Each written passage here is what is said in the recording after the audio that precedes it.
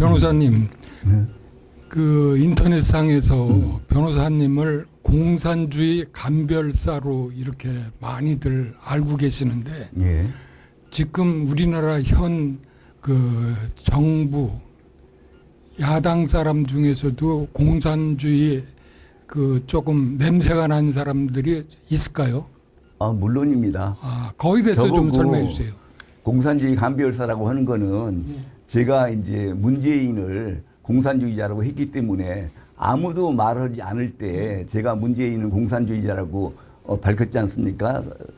사실은 그 상대가 만만한 상대도 아니고 야당 대표고 대통령이 되고 한 사람인데 제가 왜 그 말을 했냐 그러면은 저밖에 아는 사람이 없기 때문에 그거를 국민들에게 알리기 위해서 얘기를 했던 것이고 그러기 때문에 제가 이제 뭐 간별사니 뭐니 이런 얘기도 듣게 됐는데 결국 뭐 공산주의에 대해서 제일 잘 안다는 얘기겠죠.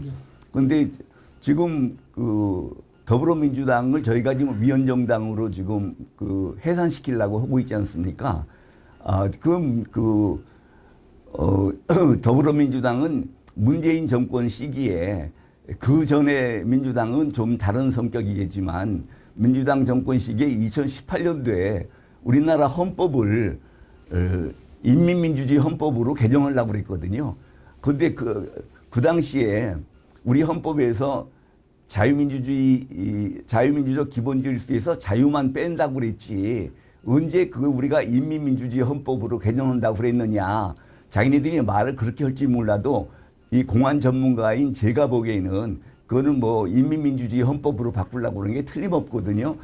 제가 그렇게 감각만 가지고 말씀드리는 게 아니고 틀림없는 그 근거를 가지고 있습니다. 왜냐 그러면은 우리나라 좌익들은 전부 북한의 지령에 따르거나 또 북한의 하는 짓을 흉내내는 거 있거든요. 근데 그 당시에 잘 아시다시피 우리나라 헌법에서 자유민주적 기본질서에서 자유를 빼고 그냥 민주적 기본질서로 바꾸려고 그랬는데 이것이 어디서 저희가 봤던 얘기냐고 그러면은 2010년도에 북한이 노동당 규약을 개정을 하면서 대남 적화혁명 전략의 명칭을 민족해방 인민민주주의 혁명 전략이었는데 그거를 인민을 빼고 민족해방 민주주의 혁명 전략으로 바꿨거든요. 그 당시에는 왜 우리가 북한이 갑자기 대남 적화혁명 전략의 명칭을 민족해방 인민민주주의 혁명 전략이라고 하질 않고 인민을 빼고 민족해방 민주주의 혁명 전략이라고 했는지 굉장히 궁금했었는데 나중에 알고 보니까 북한이나 이런 좌익 세력들은 자유민주주의는 가짜 민주주의고 지네들 인민민주주의가 진짜 민주주의라는 겁니다. 그러면은 인민민주주의가 진짜 민주주의인데 매번 인민민주주의 할 필요가 뭐가 있느냐.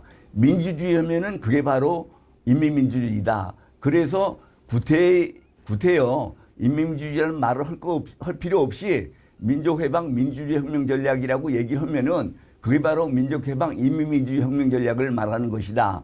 이런 취지로 인민을 뺀 거거든요. 그거를 본따 가지고 우리나라에서 이 사람들이 좌익들이 종전에는 공산주의라고 자기네들이 공산주의라고 떳떳하게 신분을 밝히다가 1980년대 들어와서 80년대 중반에 들어와서는 공산주의라는 말을 안 쓰고 그걸 민중민주주의라고 했습니다.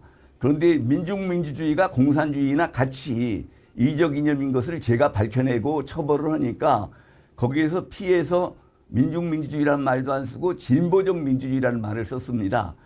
또 그걸 제가 진보적 민주주의도 공산주의나 마찬가지로 이적 이념인 것을 제가 밝혀내니까 진보적 민주주의가 이적 이념이기 때문에 통진당이 해산된 거거든요.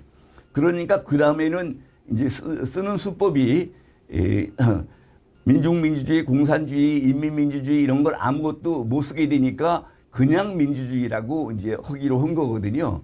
그래서 이제 이 사람들이 자유민주적 기본 질서에서 자유를 빼고 그냥 민주적 기본 질서라고 바꾼 거는 우리나라 헌법을 인민민주주의 헌법으로 바꾸려고 그랬던 것이고 뿐만 아니라 더 분명한 것은 이 사람들이 그 당시에 이 자유민주주의 헌법을 개정을 하는 것이 국민들 반대로 안 됐지 않습니까?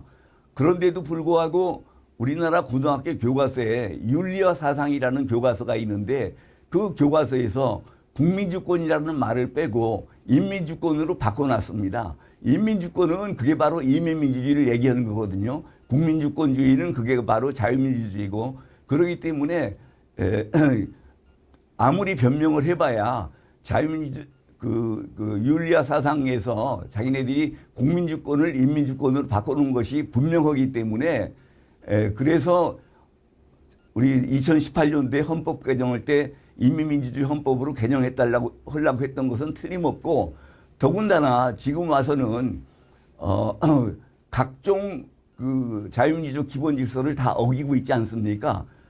이 자유민주적 기본 질서라고 하는 거는 자유민주적 기본 질서 8가지가 지켜지는 체제가 자유민주적 기본 질서입니다.